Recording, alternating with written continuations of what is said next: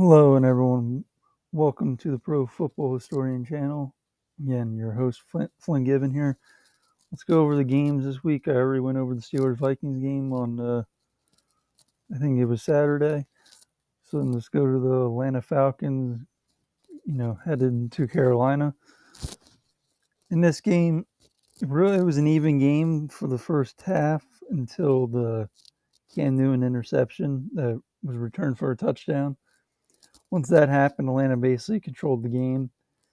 You could say if that didn't happen, these teams were pretty even.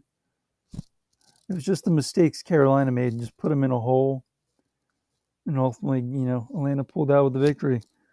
Now, Carolina has lost, like 2 out of the last 10 games.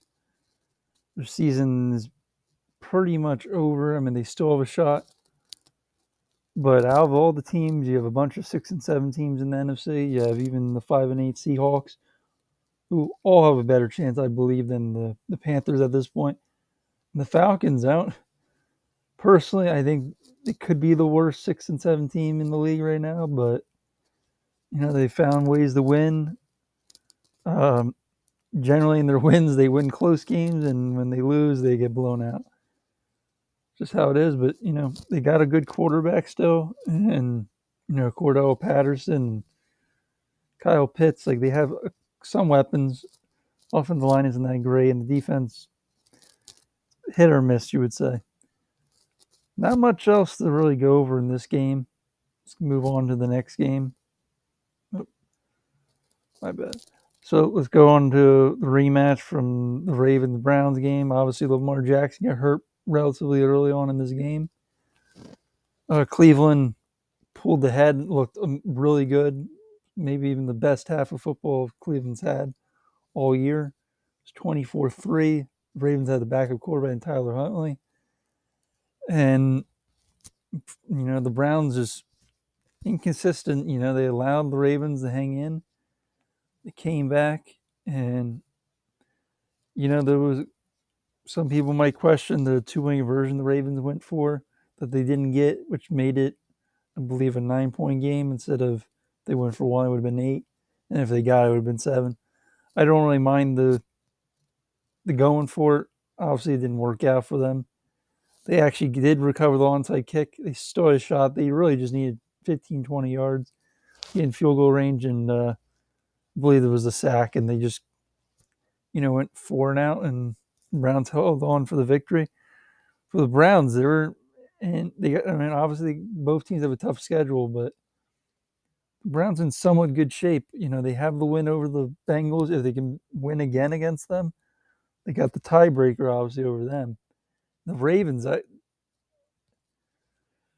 in a really tough spot. They might not even make the playoffs after starting 8-3. And look, the Browns, I think they probably will win the division. And the Bengals are there. I think those are the two teams that probably will win the division. The Ravens, Lamar Jackson looks like he's going to be good to go, but they got Green Bay this week. They got the Bengals again, which they got destroyed by them the first time. So, and then there's other tough games in there like the Steelers. So we'll see. Cleveland just has more. Really, the only thing that's not great on Cleveland is probably the receivers. Other than that, they're very talented. I think their scheme's a little bit too simple at times, but in the passing game and on defense. But they're a very talented team, Cleveland, and as Baker Mayfield's healthy, they're pretty hard to beat. Let's move on to the next game. Seattle-Houston. Not too exciting this game. For, I guess, the first half it was pretty even. But then, really, Rashad Penny just had a great day, 2 touchdowns, 137 yards on his 16 carries. Adrian Peterson didn't get a touch after he got a touchdown last week. And Russell Wilson looked very good. He's looked better the last 2 weeks. So, again, Seattle, could they win the next 5? It's unlikely, but they have a shot. Because could they play with the Rams a little bit? They could. And if they win that game, they should win the rest of the games and then they have the last week against Arizona, which who knows what Arizona's playing for at that time. So, and then Houston, I guess their season's going to be decided. Do they get the first pick or not? Because they play Jacksonville, and one of them is going to win that game. And if Houston loses it, they will probably have the first pick. But in this game, Davis Mills, I guess he looked okay. It was one of his better games. Brandon Cooks had 100 yards. Like Seattle didn't, defensively they only gave up 13 points, and that's what Seattle's pretty good with. So not giving up too much points. They give up a ton of yards though, but they did shut down the Texans running game, which isn't great. Let's move on to maybe the biggest blowout this week. Raiders Chiefs. I'm not going to go over the controversy, what happened before the game, but Chiefs' first play, I believe, was a fumble return for a touchdown. Jacobs fumbled. The Raiders couldn't do anything going. This is a complete domination by the Chiefs. Really, Renfro was the only one on the Raiders' offense that was productive.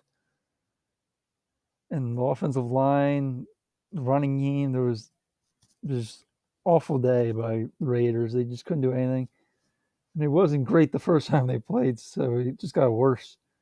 I know they tried to play some different defenses than they typically do because they got shredded the first time, but it just didn't work. I would say the Chiefs' offense, Mahomes looked pretty good. Stat-wise, it just looks good, wasn't anything crazy. And the Chiefs had a couple big runs. Gore had a 51-yard run. And, they got the ball to a bunch of different players. They didn't just feed Hill or feed Kelsey. There's a bunch of guys with 2 or 3 catches. Just got a ESPN alert, so ignore that. Going New Orleans Jets. Again, this is another game where it was somewhat close early on, but the Saints just took over running the ball with Kamara and Taysom Hill. Kamara coming back from the injury at 120 yards and Hill on the ground at 73. They had 3 touchdowns total. Again, Hill was pretty accurate. If you look in his career, other than the last week against Dallas, he's been a pretty accurate quarterback. I know he has that broken finger or whatever, the finger injury. And the Jets, Zach Wilson had the tough day. I don't want to put a lot on him. Like, he made some good throws. It's just everything is hard for the Jets on offense to do. Like, when Berrios is your leading receiver, it's not good. It's just not a lot much play there. Look, Zach Wilson led the team in rushing, if you can see. Just there's not a lot of talent on the offense right now, especially with the injuries. And even defensively is the same thing with the injuries. They just are not what they expected to be coming into the season.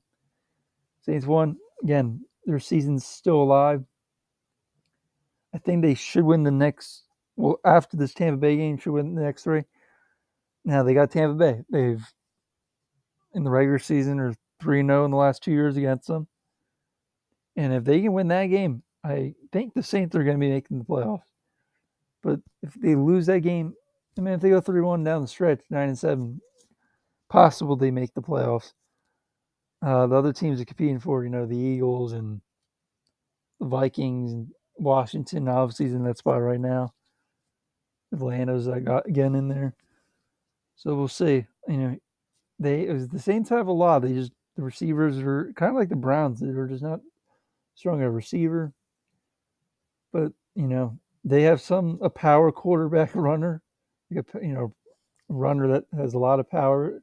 And there's not many quarterbacks you can say have that.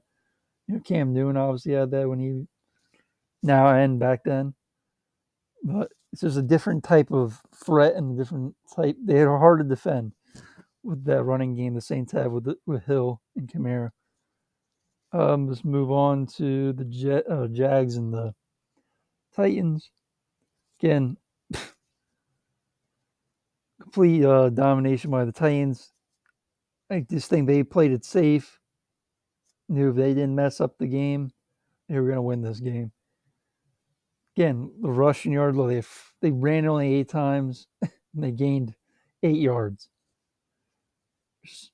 For this kind of team, that's not good. They have to be more consistent running the ball and help Lawrence out. Put Lawrence in a tough spot. He had 0 touchdowns, 4 picks, and it really could have been 7 or 8. There was a couple drops in there. It's just there's not much to say. Like the Titans just overwhelmed the Jags offense, and Titans need to do what they did on offense against the Jags defense. And for the Titans, good spot. They're 8-4, still in chance for that first seed. Don't think they will get it, but you never know. And the Jags, and they're in contention for that first pick. They will play Houston pretty soon, so we'll see. We'll see if they have the first pick or not, like last year. Now on Dallas and Washington, we're going to be going to a couple games that are like this, where one team jumps ahead, dominates the game, and they just allow the other team to come back. So in this game, I would say for Dallas, obviously they jumped ahead, they ran the ball decently well, they controlled the game. Defensively, it was a lot of Michael Parsons plays, and defense was all over Heineke and even Kyle Allen later in the game after Heineke was taken out because of injury. And again, Prescott, though, didn't look great. He had an overthrow that was an interception, then he threw a pick six, which basically just put Washington right back in the game. I can't tell you if the injuries affect him or not. It looks like it is, but you just never know. I mean, obviously, plays like this for the rest of the season, it's probably something he needs either the rest or surgery or something to, because he just doesn't look normal. It doesn't look the same like prior weeks or before the calf injury. I'm not sure if it's calf or not. I'm just speculating. And for Washington, they kind of just got down early, didn't run the ball well, didn't try to run the ball too much. Like they were more consistent, obviously, the Jags that we just went over. But Heineke started like the game like 2 for like 10 or something like that. And the pick wasn't necessarily his fault. They did a screen and Gregory tipped it up and picked it off. And it's kind of a story for Washington. Like they had a chance then, since Dallas made a lot of mistakes and they didn't, they couldn't close the game out. It's kind of like the Saints last week. Didn't close them out, gave them chances, and they hung on to the victory. And Dallas now, 9-4. They're in the 4th seed. They've been in that spot for a while now. And I guess they're one game behind 3 teams if they want to move up. Otherwise, they're going to probably play the 5th seed, which is looking like the Rams, but it could be the Cardinals. You never know. For the playoffs. And they look like they're going to have control of the division after beating Washington. They're 3 games ahead of the Eagles, 3 games ahead of Washington, and are 1-0 against each of those teams.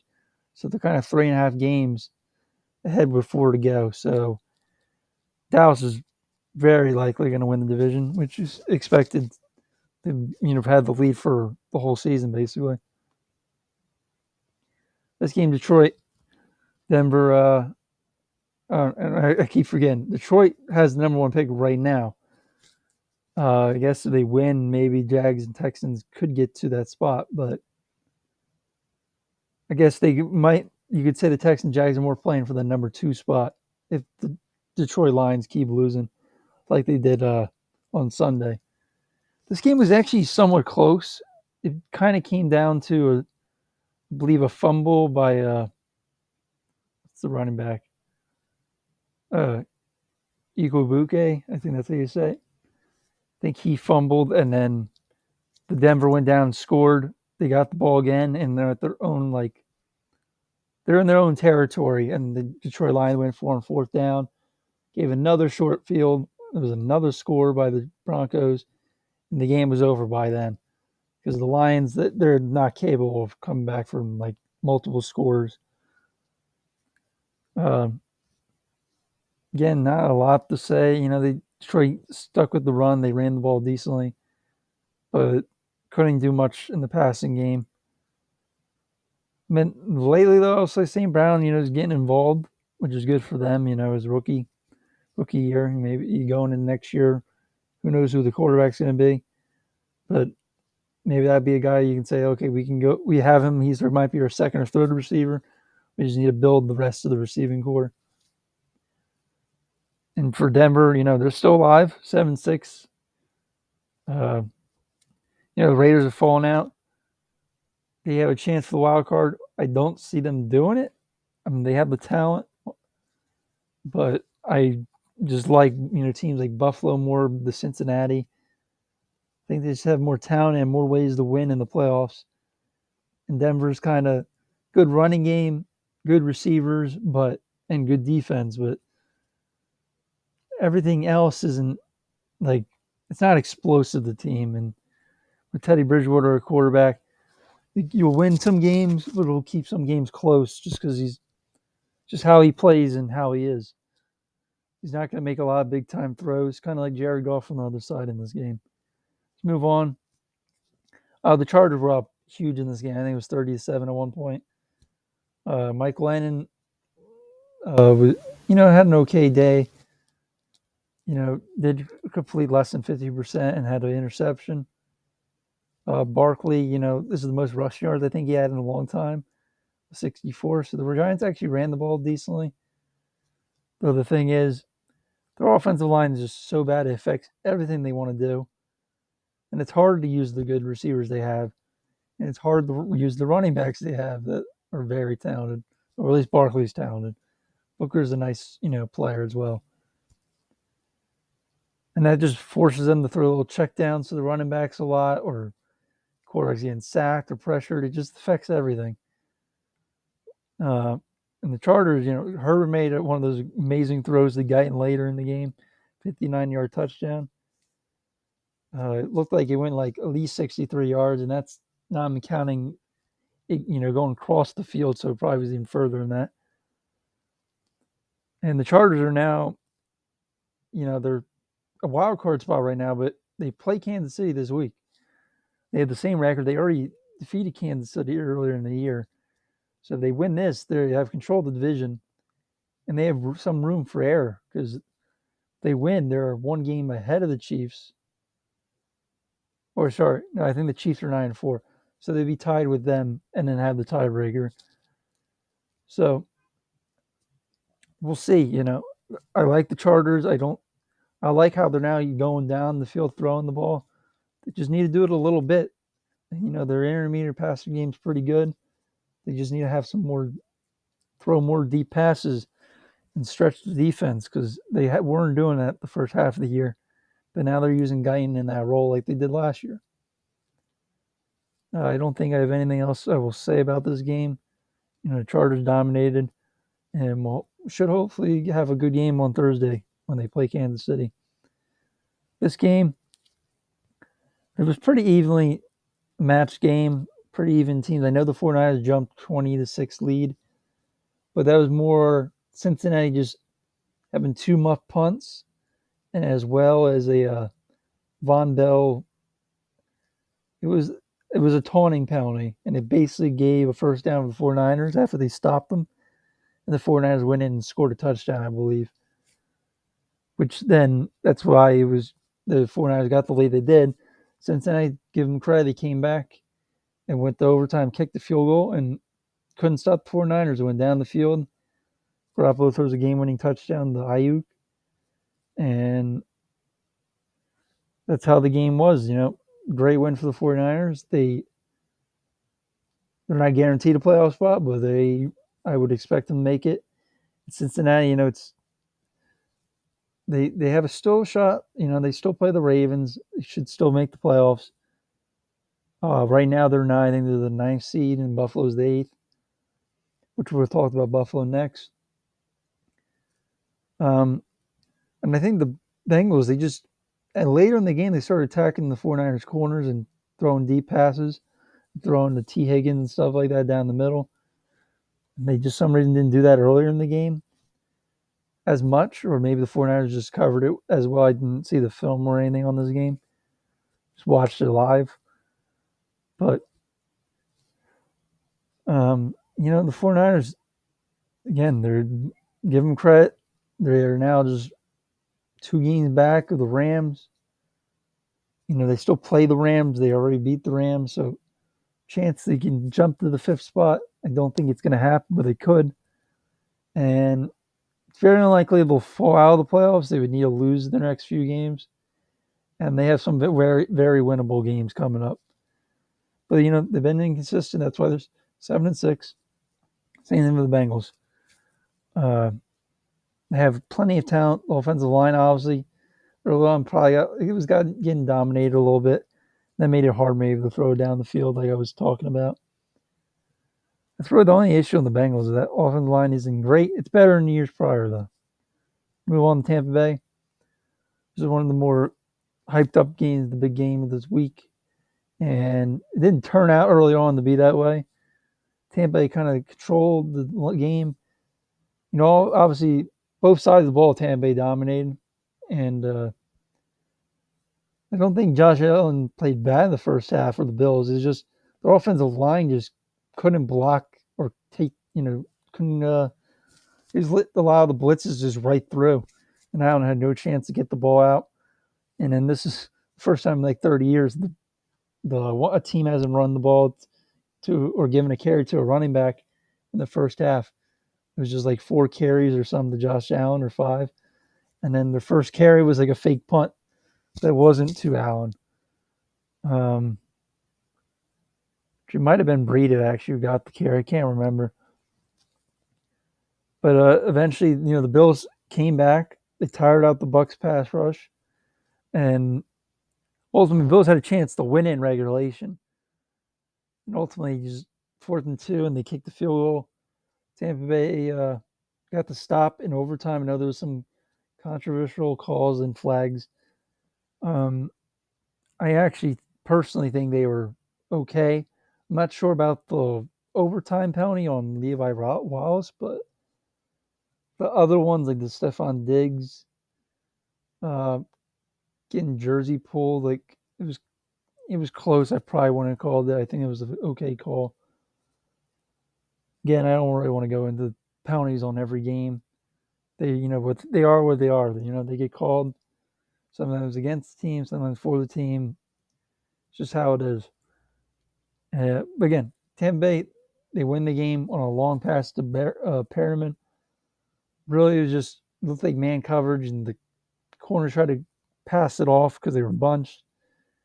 And one of them really didn't pass it off, but then Edmonds in the middle of the field, linebacker, he just got caught up looking at Tom Brady and lost where Perriman was, couldn't recover, and Perriman went down the field and scored the touchdown on the drag route.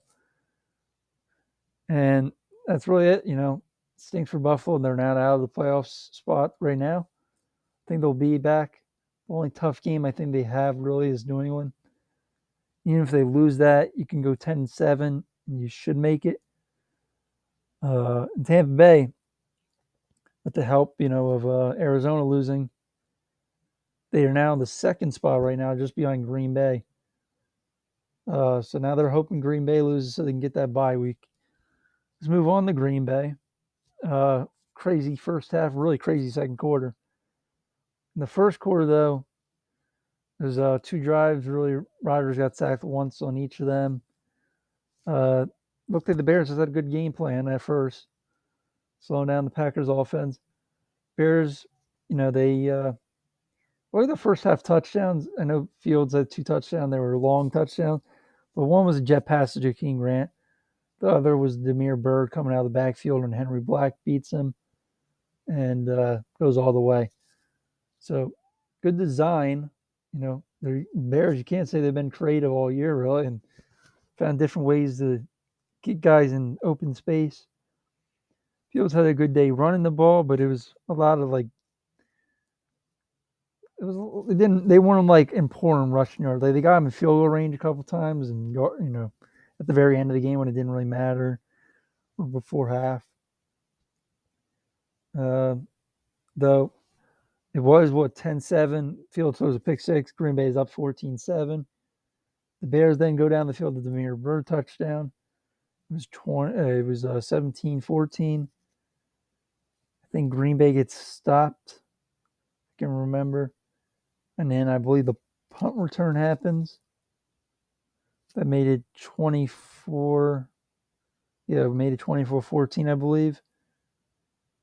And then, I can look right here. Yeah. So that's what happened. And then with like a minute and 30 or something like that, minute 22, Packers 4 plays, go down the field, touchdown. Maybe it wasn't 4 plays, but it went down the field. Looks like 4 plays, 75 yards. So to Adams. Adams scores a touchdown. Then the luck of the Bears for them, though, they get a field goal before half, making it 27-21. Then Green Bay gets the ball. They have a decently long drive, 5.5 minute drive. Get a touchdown run by Aaron Jones. So now they're only down. They're up 1 point. And then what happens is Fields 2 plays, sack fumble by Preston Smith, beats Tevin Jenkins, the left tackle, the rookie, in really his first action all year. They only get a field goal though, because on 4th and 2, that's what they decided to do, making a 2-possession game. And later on, 3 and out, I believe it was. Packers get the ball, long 8-minute drive, 13 plays. Adams gets another touchdown on a slant. And then the Bears get a field goal later in the game and get onside kick. Concerning thing was, which we didn't go over, there was like 8 or so mistakes by the Packers special teams. You had a kick out of bounds by Crosby. You had a punt return. You had 2 long Herbert returns on kickoffs. Just trying to remember the one. You have Malik Taylor catching a ball at the 5 on a kickoff instead of letting it going out of bounds. So that was 35-yard difference. We're still on that. You had Amari Rodgers fumbling. Luckily, they got a penalty for the guy. I think it was Zolger, something like that. It went out of bounds and then come back in. At least that's what they called. It was close, though. It was arguable that he did come back in. I'm probably missing another one. There was just so many mistakes by Green Bay. So they need to correct that. I heard they were going to try to play more starters on special teams. I mean, good luck with that. You already have so many injuries. To have a chance to get more injuries, but it's something they need to correct. So I don't blame them. They're trying anything at this point. Good for Green Bay. They're number 1 seed now because Arizona lost, which we'll go over next. And the Bears, obviously, they're basically out of the play. I don't know if they're technically out, but there was some optimism. You had a close game against one of the better teams in the league, if not the best. And they held it in there until then, till the 3rd quarter. And Green Bay found their way. They knew what they had to do, and they came out with the victory. Now let's go to this game. Pretty exciting game. It was 13-13 and a half. Matthew Stafford, though, looked pretty healthy. I don't really think he looked good. Not like prior weeks. And really the big difference was there was a long Jefferson touchdown ending game, 52 yards. And Cooper Kupp, they just couldn't cover it at 13 catches. And I know there was a key Hopkins drop, which he only has like one or maybe one every year. And maybe it's just because he hasn't practiced as much or played as much this year. That could be why. It's hard to say why he dropped it because you just don't see that very often. And I will say, the Rams' defensive line or front, they look like they made it a hard time for Kyler Murray to escape the pocket. Pressured him a lot. Donald got 3 sacks the first play of the game, and the last he got a sack. And that's kind of why they came out with the victory. They split the series, and Rams are 1 game back from the Cardinals. I'm not sure if they're tied, who would get the tiebreaker. Obviously, it depends what happens later in the rest of the year because I know the Rams still play Seattle and the 49ers, and the Cardinals would probably play the 49ers as well. I don't know if they play Seattle. I would have to look at the schedules, which I won't do right now. But, Arizona doesn't have the easiest schedule. I know they've like the Seahawks. They might have the 49ers, like I said. They got the Cowboys in there.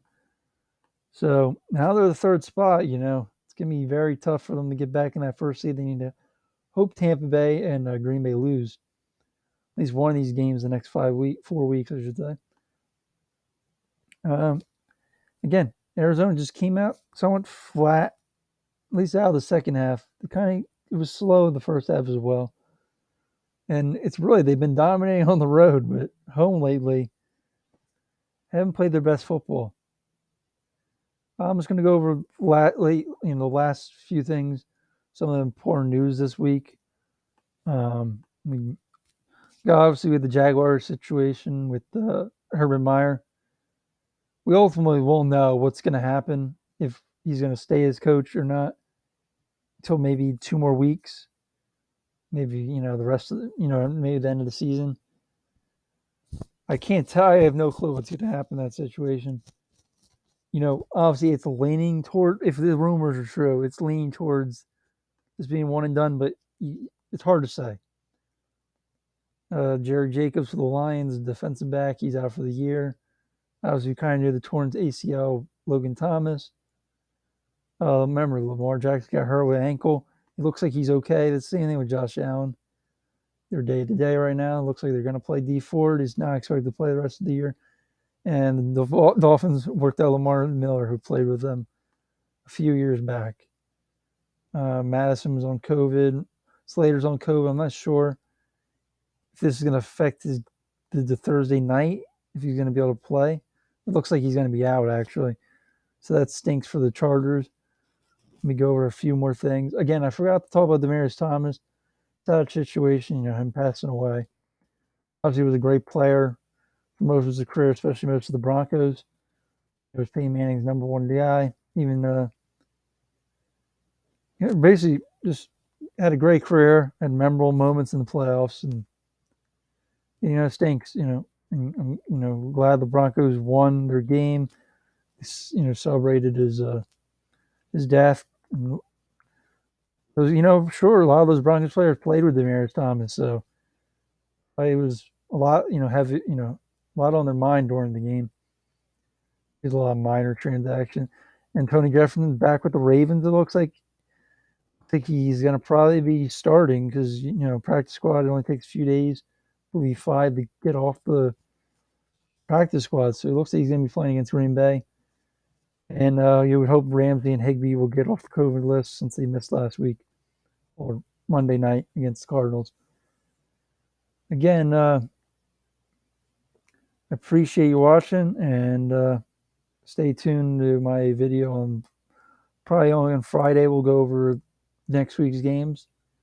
Again, thanks for watching, subscribe, and have a good day.